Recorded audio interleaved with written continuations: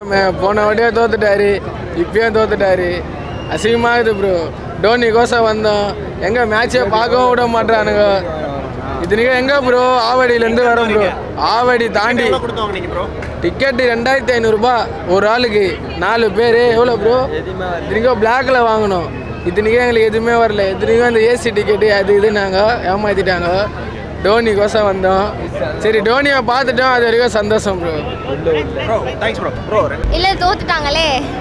நீங்கள் எப்படி ஃபீல் பண்ணுறீங்க? எல்லாம் நல்லா பண்ணியிருக்கலாம்னு தோணுதா? டிசப்பாயிண்டட் தான். ஃபீல்டிங் கொஞ்சம் இன்னும் நல்லா பண்ணியிருக்கலாம். நிறைய 6, 4லாம் விட்டாங்க. அதுதான் ஃபீல்டிங் நல்லா பண்ணியிருக்கலாம். ஸோ தோனி ஒரே ஒரு பால் வந்து விளாண்டார்ல, அது எப்படி உங்களுக்கு ஃபீல் ஆச்சு ஸ்டேடியமில்? It was terrific. எல்லாரும் கத்த ஆரம்பிச்சிட்டாங்க. செம்மையாக இருந்தது. யாவா சிஎஸ்கேவோட பேட்டிங் எப்படி இருந்துச்சு? செம்மையாக இருந்துச்சாங்க. 6-4லாம் கண்டினியூஸாக இருந்துகிட்டே இருந்தது.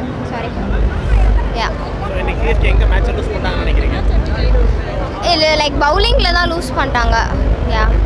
நல்லா இருந்தது, பட் டிசப்பாயிண்டிங்காக இருந்தது. ஏன்னா என்னோட ஃபர்ஸ்ட் ஸ்டேடியம் மேட்ச் அண்ட் அதை தோத்துட்டோம்.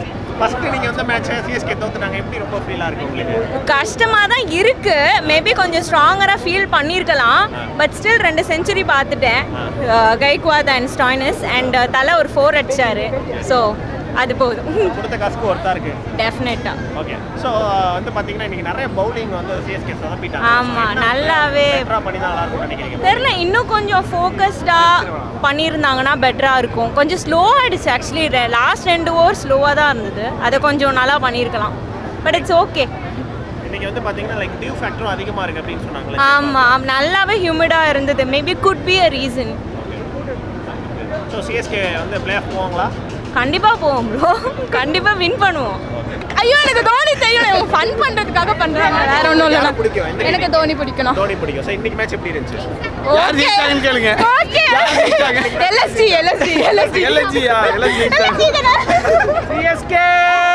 சிஎஸ்கே தான் ஃபைனல். ப்ரோ இருங்க ப்ரோ. ஆக்சுவலாக பார்த்தீங்கன்னா சிஎஸ்கே வந்து டாப்லேயே இப்போ கொஞ்சம் பின்னாடி இருக்கும். 4-5 அப்படிதாங்க, பார்த்துக்கலாங்க, ஜெயிச்சிருவோம். நினைக்கிறீங்களா? கண்டிப்பாக பிளே ஆஃப்ஸ் கண்டிப்பாக போவோம். சிஎஸ்கே இதே இடத்துல தான் ஃபைனல்ஸு. சிஎஸ்கே ஃபைனல்ஸ் விளையாடுது. தோனி 6வது கப்பு ஜெயிக்கிறாரு. Ruturaj Gaikwad hats off. சரியான மேட்ச். ஓகே. ஸோ கேப்டனாக வந்து அவரோட ஃபர்ஸ்ட் செஞ்சுரி போட்டிருக்காரு. எப்படி ஃபீல் பண்ணுறீங்க? It's a great match. We are feeling proud of you, Ruthu. Keep it up. அடுத்த சீசனும் இதே மாதிரி கேப்டன்சி நல்லா பண்ணி ஜெயிக்கணும். ஆனால் இன்னைக்கு மேட்ச் தோத்தது எப்படி இருக்கு உங்களுக்கு? ஹர்ட்டிங்காக இருக்கா? பார்த்துக்கலாங்க. தோத்தாலும் ஜெயிச்சாலும் மீசைய முறுக்கு. Super bro. பாய். லாஸ்ட்டாக சிஎஸ்கேக்கு ஒரு விசில் போட்டு போங்க. விசிலா? வச்சா விசில் போடுறா. சைடு பேட்டிங் ரொம்ப நல்லா இருந்துச்சு, பவுலிங் ரொம்ப சொதப்பல். நம்ம சைடு ரொம்ப பவுலிங் சொதப்பல். இந்த பவுலிங்கை வச்சுக்கிட்டு நம்ம பிளே ஆஃப் ஃபைனல்ஸ்லாம் போனோம்னா கப்பு ரொம்ப கஷ்டம் தான். யாரை ரீப்ளேஸ்மெண்ட் பண்ணலாம் இருக்கும்னு நினைக்கிறீங்க பவுலிங்கில்? நான் இன்னைக்கு எதிர்பார்க்காத உள்ளே வந்தது வந்து சர்துல் தக்கூர். ஆனால் அவரை நம்ம இம்பாக்ட் பிளேயராக உள்ளே கொண்டு வந்தது ஒருத்தர் நினைக்கிறீங்களா? சர்துல் தக்கூர் இல்லை, நம்மக்கிட்ட நிறைய பேர் இருக்காங்க. நம்மக்கிட்ட முகேஷ் சௌத்ரின்னு ஒருத்தர் இருக்காப்புல. அவர் லெஃப்ட் ஆம் பவுலர். அவர் நல்லா போடுவார். ஆனால் மேபி என்ன யோசிச்சிருக்கலாம், முஸ்தபர் ரஹ்மான் லெஃப்ட் ஆம், இவரும் லெஃப்ட் ஆம் ஏன் யோசிச்சாங்கன்னு தெரில. மொயின் அலி 2 ஸ்பின்னரை பேஷ் பண்ணிட்டாங்க. நம்ம ஆளுங்க ஸ்பின்னர் ருத்ராஜ் கைக்வாட் கொஞ்சம் ஸ்பின்னர் மேலே நம்பிக்கை வைக்கலாம். ஒரு சான்ஸ் வந்து சாண்ட்னர் கொடுக்கலாம் மொயின் அலிக்கு பதிலாக. என்ன ஜடேஜா ரோலும் சாண்ட்னர் ரோலும் ஒரே ரோல் தான். அதனால் நிறைய யோசிக்க வேண்டியது இருக்குது. கேப்டன் ரொம்ப பார்க்கணும். எம்எஸ் தோனி கொஞ்சம் ஹெல்ப் பண்ணணும். சிஎஸ்கேவோட பிளேயிங் லெவனில் 2-3 பிளேயர் சேஞ்சஸ் பண்ணலாம். யார் சேஞ்ச் பண்ணலாம்? ஓப்பனிங் போனா ஃபீல்டிங் நிறைய மிஸ்ஃபீல்ட் கேட்ச்லாம் வர பெரிய லேக்காக இருக்கே நம்ம டீமுக்கு. எப்படி பார்க்குறீங்க? அது கொஞ்சம் கஷ்டம் தான் ப்ரோ. ஏன்னா தோனி வந்து நீ பவுலிங் பேட்டிங்லாம் பிரச்சனை இல்லை, ஃபீல்டிங் ஒழுங்காக பண்ணணும். அவர் அப்புறம் பெல்ட் ட்ரீட்மெண்ட் தான் அவங்க எல்லாருக்கும்.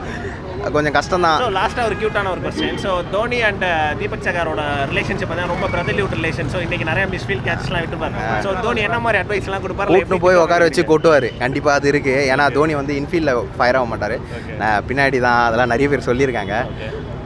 கூப்பிட்டு வச்சு பேசுவார் கண்டிப்பாக. ஆனால் நெக்ஸ்ட் மேட்ச் வாய்ப்பு தருவார். வாய்ப்பு தராமல் இருக்குவாங்க. தராமலாம் இருக்க மாட்டேன். ஏன்னா தீபக் சகார் ஒரு key bowler. Last match injury நல்லா உட்காந்தாருன்னு நினைக்கிறேன். நம்ம டீமில் எப்படி பார்த்தாலும் கரெக்டாக இருக்க மாதிரி தான் இருக்குது. ஒருத்தரை ட்ரை பண்ணலாம். டேனியல் மிச்சல் கன்யூஸாக ஃப்ளாப் அவர். அதெல்லாம் பார்த்தீங்கன்னா இன்னைக்கு மோயின் அலி இறக்கவே இல்லை. அதுவும் வந்து டிசப்பாயின்மெண்ட்டாக இருக்குன்னு நினைக்கிறீங்களா? Yes maybe. ஏன்னா அவர் கொடுத்தது 2 ஓவர், பேட்டிங்கும் வரல. சும்மா உப்மா மாதிரி எதுக்கு டீமில் இருந்து இருக்கணும். ஆனால் ஃபீல்டிங் நல்லா பண்ணாப்புல, ஒரு 2-3 தட்டாரு. மொயின் மாதிரி ஒரு இன்டர்நேஷனல் பிளேயரை மேபி அவருக்கு பெட்டர் ஆப்பர்ச்சுனிட்டி கொடுத்து யூஸ் பண்ணலாம்னு நினைக்கிறீங்களா? அவருக்கு யூஸ் பண்ணலாம். நம்ம சாண்ட்னர் லெஃப்ட் ஆம் பவுலர், ஒரே ஒரு பிரச்சனை தான், அவர் ரைட் ஆம் பவுலராக இருந்தால் நேரம் தூக்கி உள்ள உட்கார வச்சுட்டு இருப்பாங்க. வேறு டேனியல் மிச்சருக்கு பதிலாக வேறு எதனா ட்ரை பண்ணலாம். சமீர் ரிஸ்வி இருக்காப்புல, ஒரே ஒரு மேட்ச் தான் இறக்கி விட்டதுல மிரட்டினாரு. அடுத்த மேட்ச் நல்ல ஆப்பர்ச்சுனிட்டி கிடச்சி சொதப்பிட்டாரு. ஆனால் சமீர் ரிஸ்விக்கு வந்து ஒரு 3rd டவுன் கொடுக்கலாம்.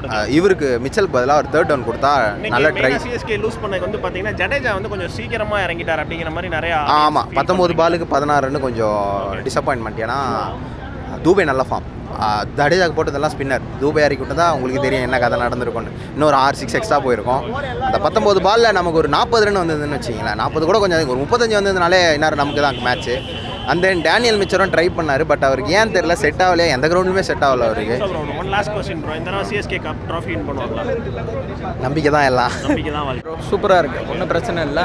ஒன்றும் அவங்கள வந்து குரல்லாம் சொல்ல முடியாது. நம்ம டீம் தானே. லாஸ்ட்டு பவுலிங் மட்டும் சரியில்லை, மற்றபடி பேட்டிங் சூப்பராக தான் இருந்தது. Otherwise nothing. நம்ம சிஎஸ்கே நம்ம தான் சப்போர்ட் பண்ணணும். பவுலிங்கில் யார் பெட்டராக போட்டிருக்கலாம்னு நினைக்கிறீங்க? பெட்டராக போட்டுக்கலான்னா நம்ம ரஹான் லாஸ்ட் ஓவர் வந்து பெட்டராக போட்டுக்கலாம். ஃபீல்டிங்கில் நம்ம தீபக் சாகரே கிட்டத்தட்ட ஒரு, அதாவது முஸ்தபர் ரஹ்மான் ஏன் நல்லா போடலன்னா நியூ ஃபேக்டர் அதிகமாக இருந்துச்சு அப்படிங்கிற மாதிரி சொல்கிறாங்க. ஸோ அதை நீங்கள் எப்படி பார்க்குறீங்க?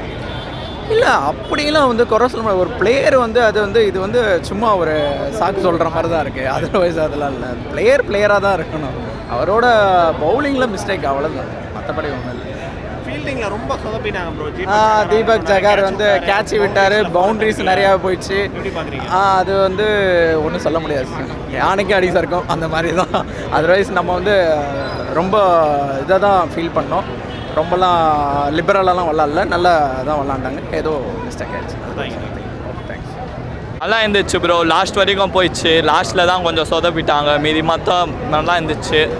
மீதி எல்லாமே நல்லா. லாஸ்ட்டில் மட்டும் தான் பவுலர்ஸ் மட்டும் கொஞ்சம் சொதப்பிட்டாங்க. மீதி எல்லாம் வேறு லெவல் ப்ரோ மேட்ச்னா. சிஎஸ்கே ஃபீல்டிங்லேயே நிறைய ரன்ஸ் சேவ் பண்ணியிருக்கலாம் ப்ரோ. நிறைய மிஸ்ஃபீல்டு, இது எப்படி பார்க்குறீங்க?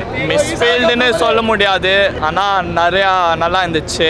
சரி பரவாயில்ல, ஒரு லாஸ்னால் பரவாயில்ல. இன்னும் நிறைய மேட்ச் இருக்குது, கவர் அப் பண்ணிடலாம். தீபக் சகார் நிறைய ரன்ஸ் வந்து சேவ் பண்ணியிருக்கலாம், ஆனால் மிஸ்ஃபீல் பண்ணார் ப்ரோ. ஸோ அதை எப்படி பார்க்குறீங்க? அதெல்லாம் ப்ரோ கேமோட பார்ட் தான், ஒன்றும் பண்ண முடியாது. அதெல்லாம் கேமில் இதுதான், ஒன்றும் யார் மேலேயும் ப்ளேம் பண்ண முடியாது. அதனால தான். மீதி மட்டும் சிஎஸ்கே எங்கே மேட்ச் லூஸ் பண்ணாங்கன்னு நினைக்கிறீங்க? எங்கேயும் லூஸ் பண்ணல. இன்னும் கொஞ்சம் பவுலிங் நல்லா பண்ணால் அவள் தான் அங்கே ஜெயிக்கலாம். பவுலிங் தான் கொஞ்சம் ப்ராப்ளம். மேட்ச் லூஸ் பண்ணது ஜடேஜாவை இறக்கி விட்டது ப்ரோ. அவனோட டவுன் என்ன ப்ரோ? இப்போ வேர்ல்டுக்கு போகிற போது பாண்டியாவோட டவுன் 5th, ஜடேஜாவோட 6th. சம்மந்தமே இல்லாமல் ஃப்ரான்சிஸ் எல்லாம் பண்ணுறாங்க. நீ போய் ஆடுன்னு ஹார்திக் பாண்டியா 7th ஆட விட்றாங்க, ஜடேஜாவை 5th 3rd ஆட விட்றாங்க. என்ன ப்ரோ 3rd டவுன் இறங்கினா என்ன ப்ரோ அர்த்தம்? வந்து என்ன ப்ரோ பண்ணார்? 15 பாலுக்கு என்னமோ 20 ரன்னோ என்னமோ ஆடினார்.